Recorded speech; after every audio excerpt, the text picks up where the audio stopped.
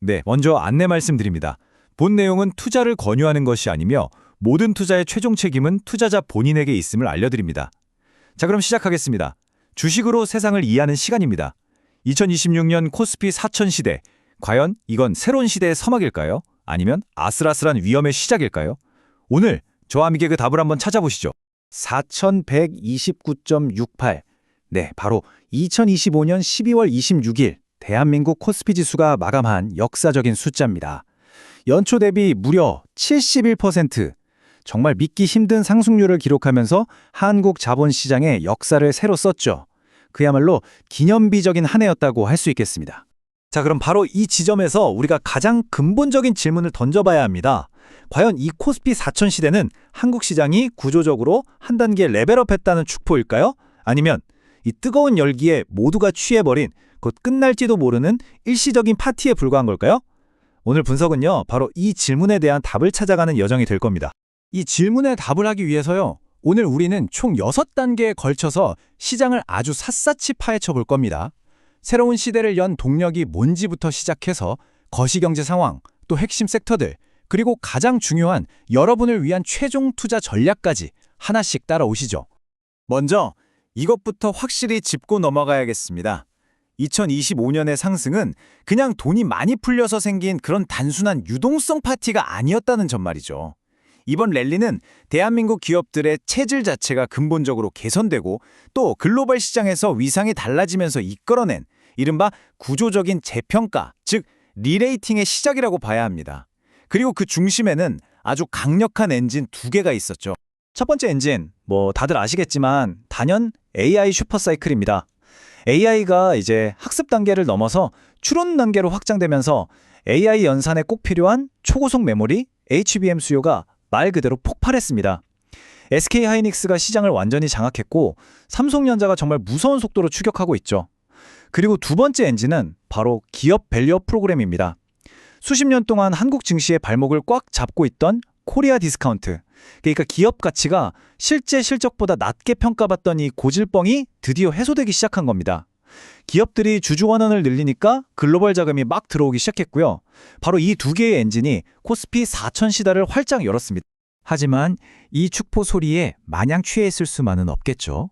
이 장밋빛 전망 뒤에는 우리가 반드시 냉정하게 점검해야 할 거시 경제의 복잡한 변수들이 숨어 있습니다. 과연 지금 시장은 모든 게 딱 적당한 그야말로 골디락스 상황일까요? 아니면 사실은 언제 깨질지 모르는 살얼음판 위를 걷고 있는 걸까요? 네, 이 화면이 현재 시장의 팽팽한 긴장감을 아주 잘 보여주고 있습니다.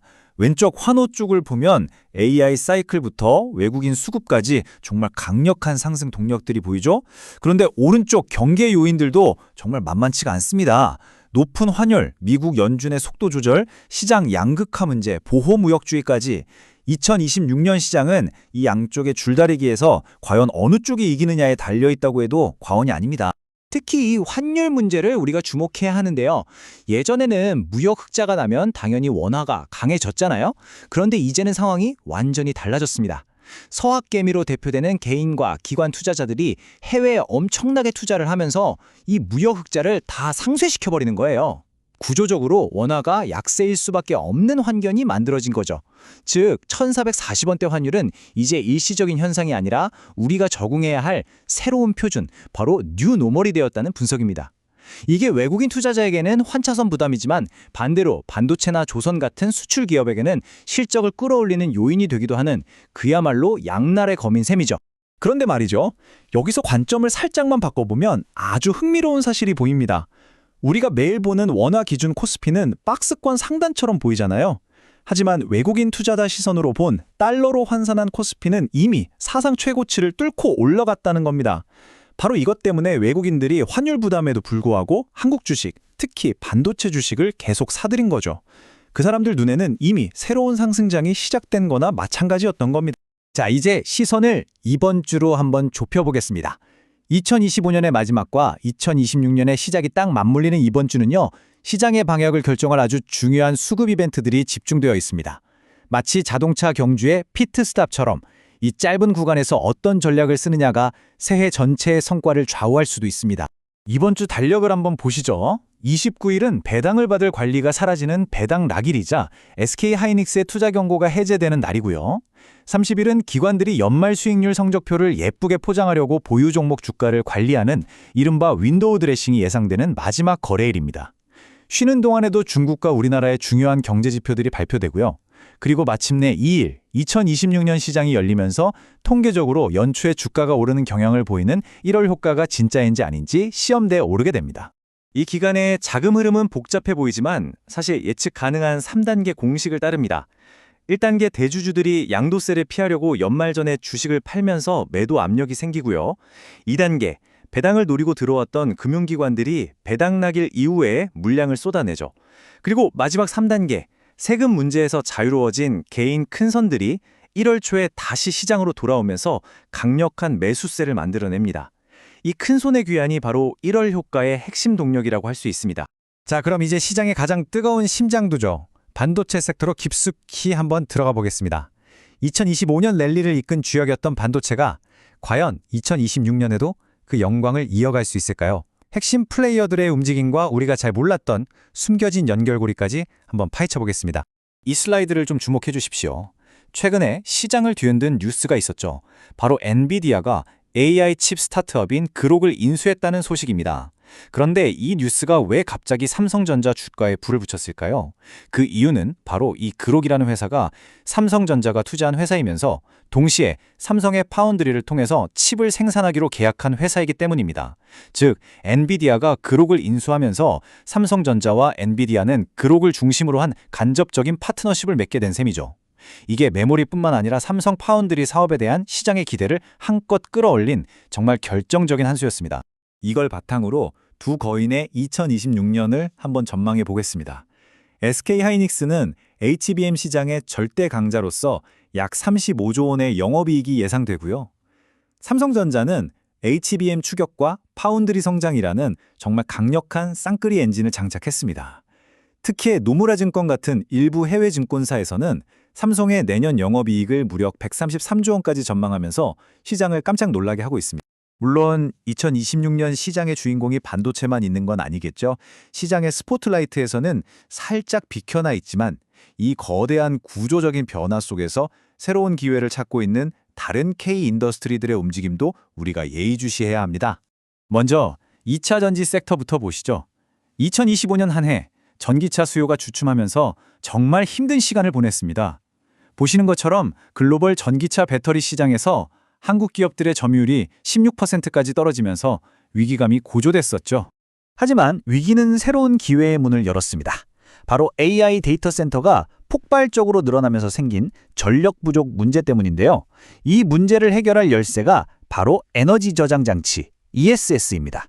한국배터리 3사는 전기차 라인을 이 ESS용으로 바꾸면서 이 거대한 신시장을 선점하기 위해 정말 발빠르게 움직이고 있습니다. 여기에 미국이 중국산 ESS에 높은 관세를 매기기로 한 것도 우리 기업들에게는 엄청난 호재가 되고 있죠. 다른 섹터들도 빠르게 한번 살펴보겠습니다. 먼저 조선과 방산, 미중 갈등이 심해지면서 미 해군이 아시아 지역 함정 유지 보수, 즉 MRO 계약 파트너로 한국을 주목하고 있습니다. 이게 한번 수주하면 수십 년간 안정적인 수익이 보장되는 새로운 먹거리입니다. 다음은 K뷰티인데요. 이제는 화장품을 파는 단계를 넘어서 첨단 기술이 결합된 뷰티 테크 기기로 진화하고 있습니다. 곧 열릴 CES 2026의 핵심 테마로도 주목받고 있고요. 인터넷 플랫폼은 전략이 뚜렷하게 갈립니다. 네이버는 기업이나 정부를 대상으로 하는 B2B, 소버린 AI 수출에 집중하는 반면 카카오는 우리에게 익숙한 B2C, 즉 일반 소비자 서비스에 집중하면서 내실 다지기에 들어갔습니다. 마지막으로 미디어 콘텐츠는 넷플릭스의 워너브라더스 인수가 K 콘텐츠의 양날의 검이 될 전망입니다. 제작 편수가 줄어드는 건 위기지만 소수의 검증된 히트작은 몸값이 훨씬 더 치솟는 기회를 맞게 될 겁니다. 자, 지금까지의 모든 분석을 종합해서 2026년이라는 새로운 시장을 항해할 여러분만의 필승 전략을 한번 짜보겠습니다. 기회와 위험이 공존하는 이 시장에서 우리는 과연 어떻게 포트폴리오를 구성해야 할까요? 투자의 가장 기본 격언 중에 추세에 맞서지 말라는 말이 있습니다. 일부에서는 과열 아니냐 걱정하지만 2025년의 상승은 과거 닷컴 버블처럼 그냥 막연한 기대감이 아니라 반도체를 중심으로 한 강력한 실적이라는 펀더멘털에 기반하고 있습니다. 이런 강력한 추세를 거스르는 건 현명한 선택이 아니겠죠. 이걸 바탕으로 제안하는 2026년 모델 포트폴리오입니다. 전체 자산의 절반, 50%는 시장의 심장이자 실적 성장을 이끄는 반도체를 핵심으로 담습니다. 20%는 구조적 성장과 지정학적 수혜가 기대되는 조선, 방산 같은 위성 자산에 배분하고요. 10%는 밸류업 프로그램의 꾸준한 수혜가 예상되는 금융주 같은 가치 자산에 투자합니다. 그리고 나머지 20%는 현금으로 보유하면서 예상치 못한 리스크에 대비하고 또 시장이 조정을 보일 때 좋은 주식을 싸게 살 수 있는 기회로 활용하는 전략입니다. 2026년의 막이 곧 오릅니다. 오늘 분석을 마치면서 마지막 질문을 던져봅니다. 새로운 한 해 여러분의 포트폴리오는 과연 시장의 수익률을 이끌어갈 진정한 주도주로 채워져 있습니까? 이 질문에 대한 답을 찾는 것이 성공적인 2026년을 여는 첫걸음이 될 겁니다. 구독과 좋아요도 부탁드릴게요. 이상 주식으로 세상 이해하기였습니다.